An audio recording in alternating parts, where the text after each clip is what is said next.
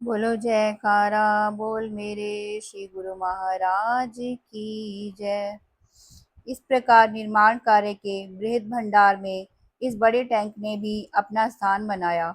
इसका मुहूर्त कर श्री प्रवचन फरमाए। गुरुमुखों, विचार करो और गौर से देखो कि संसारी मनुष्य हर समय इंद्रियों के सुखभोगों को पाने के लिए प्रयत्न कर रहा है और चाहता है कि उसे मानसिक शांति मिले। रूहानी सुख कहाँ मिल सकता है? श्री आनंदपुर के साई सेवकों को इतना रूहानी सुख मिलता है कि शारीरिक सुखों की ओर उनका ध्यान ही नहीं जाता। अंतर्मन में झांक कर देखो कि दोनों सुख अनायास ही प्राप्त हो रहे हैं और सेवक जन मालो माल हो रहे हैं। महापुरुषों को सदैव सेवकों की हित चिंता रहती है।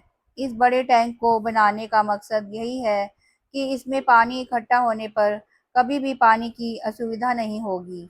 दरबार की विशाल महिमा के कार्य भी विशाल रूप धारण किए जा रहे हैं। आज पानी के टैंक का मुहूर्त हो रहा है। यहाँ पहले ऐसा समय था कि एक बूंद पानी की ना मिलती थी। पीने के लिए बाहर से पानी मंगाया जाता था। अब जगह जगह बोरिंग नल हैं जिनसे चौबीसों घंटे पानी मिलता रहता है। शहरों में पूरे दिन में घंटा आध घंटा पानी ही मिल पाता है, लेकिन श्री आनंदपुर में पानी की कमी नहीं। आज यहाँ एक टैंक बना है, आगे चलकर आवश्यकता अनुसार इससे भी बड़े बड़े अनेक पानी के टैंक बनेंगे। यहाँ जिस चीज की रूह को तलब है वह आत्मिक सुख शांति मुयस्सर है। गुरुमुख महापुरुषों की वाणियों के अनुसार रूह के कल्याण का काम कर रहे हैं। श्री आनंदपुर दरबार की समस्त कार्यवाही गुरुमुखों के कल्याण के लिए ही है। सब कुछ बरतते हुए भी वे इसे श्री गुरु महाराज जी का समझकर मोह माया के बंधन से छूट जाते हैं। वे आपा भाव को मिटाकर काम क्रोध के गलबे से बचकर सेवा में रत रहकर आत्मिक लाभ कमा लेते हैं और जीवन को हर प्रकार से सुखरूप बना लेते हैं। महाप्रभु जी का खेल, गुरमुख प्रेमियों की भावना का मेल, सहयोगी बन कुदरत ने अचंभा दर्शाया। सबने अपने सम्मुख दृश्यमान कौतुक का भरपूर आनंद पाया। तीन चार बड़े बड़े पाइपों से पानी टैंक में भर रहा था। हवा इतनी तेज चल रही थी कि उनकी मोटी जलधाराएं फुहारे के रूप में बाहर बरस रही थी। गुरमुखों के दिल में एक चाह उठी कि महाप्रभु जी कर कमलों में पाइप थामकर आज श्री तृतीय पातशाही जी के श्यानंसर में प्रथम श्री दर्शन की लीला दोहरा दें। सर्वज्ञ घट घट के ज्ञाता श्री प्रभु जी ने टैंक के ऊपर की ओर निहारा और मुस्कुराते हुए सबकी ओर कृपा दृष्टि की।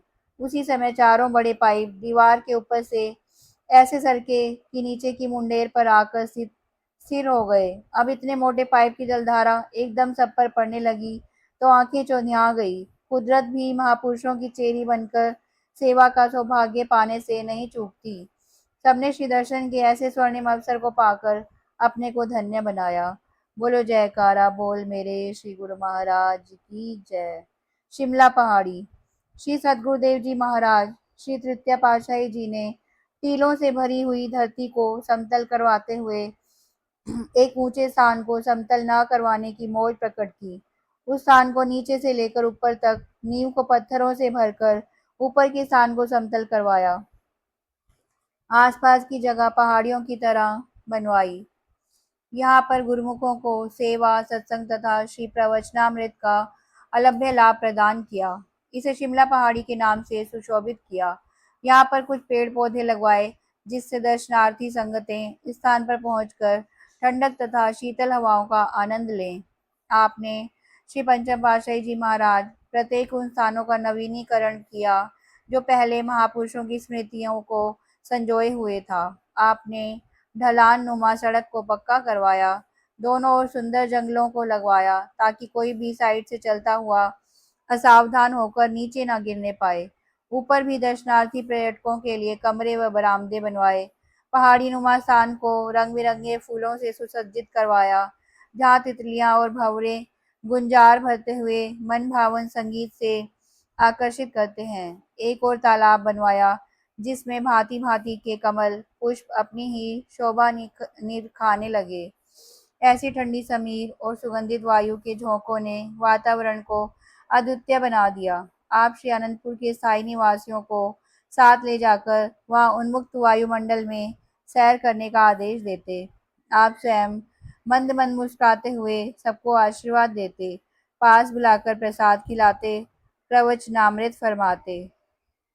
आपकी समीपता पाकर सेवक जन अति हर्षित हो आत्मिक सुख की अनुभूति करते। महाप्रभु जी की अपार कृपा का गुणगान करते हुए आत्मविभोर हो जाते। पर्वों पर दर्शनार्थी संगतें यहाँ पहुंचकर अनूठी रचना का एहसास पाकर गुरु महिमा का गुणानुवाद करते हुए स्मृतियों को संजोए, जीवन को सरसाती और मानसिक शांति के विशेष उपहार को पाकर गुरु महिमा के गुण गाती। बोलो जयकारा बोल मेरे श्री गुरु महाराज की जय। दयालु श्री परमहंस दयाल जी भगवान की जय।